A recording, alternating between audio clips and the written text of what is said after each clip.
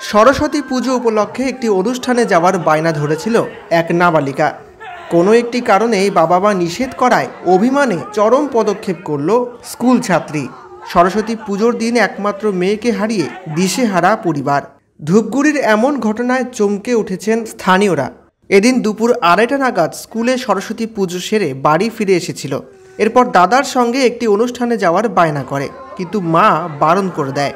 তারপরই নিজের শোয়ার ঘরে ঢুকে গলায় ফাঁস দিয়ে আত্মহত্যা করে ওই নাবালিকা, এমনই দাবি করেছে তার পরিবার।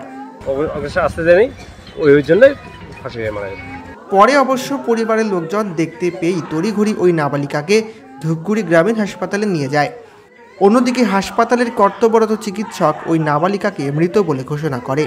শোকের ছায়া নেমেছে ধূপগুড়ি মহকুমার গাদং 1 নম্বর অঞ্চলের কাজীপাড়া এলাকায়।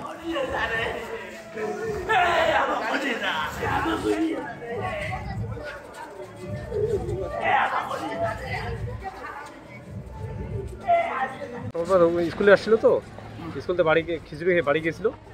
বাড়ি যাওয়ার পথে মামি জিজ্ঞাসা করলো যে স্কুলে অর্কেস্ট্রায় আসবে, অর্কেস্ট্রা আসতে দেয়নি, ওই জন্যই ফাঁসি হয়ে মারা গেছে। কত বছর বয়স? এই 15 বছর বয়স। কোন ক্লাসে পড়ে? ক্লাস 10-এ পড়ে। কোন স্কুল? Gadang high school. নিজের বাড়িতে? নিজের বাড়িতে। বাধা দিয়েছিল মা?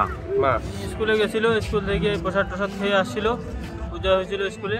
প্রসাদ খাওয়া আসার পরে তো আমার সাথে ও ঘুরতে যাইতে চাইছিল, তো আমি স্নান করে আসতে চাইছিলাম, তারপরে ও দেখি যে এরকম অবস্থা। মানে ওই ঘুরতে নিয়ে না আসার কারণে কি এরকম? কি কারণ এখন বলা যায় না। মানে সরস্বতী পূজা কি স্কুলে গেছিল? স্কুলে গেছিল। স্কুল থেকে আসে হঠাৎ কি হলো যে গলায় ফাঁস দিল? সেটা তো আমি বলতে পারছি না। সেটা হচ্ছে কেলামনে যে অর্কেস্ট্রা আছে না। কোথায় বাড়ি আপনাদের? আমার বাড়ি ধূপগুড়ি কাজীপাড়া। কি নাম? কোয়েল শর্মা। বয়স কত হবে? 14 হবে, 14-15।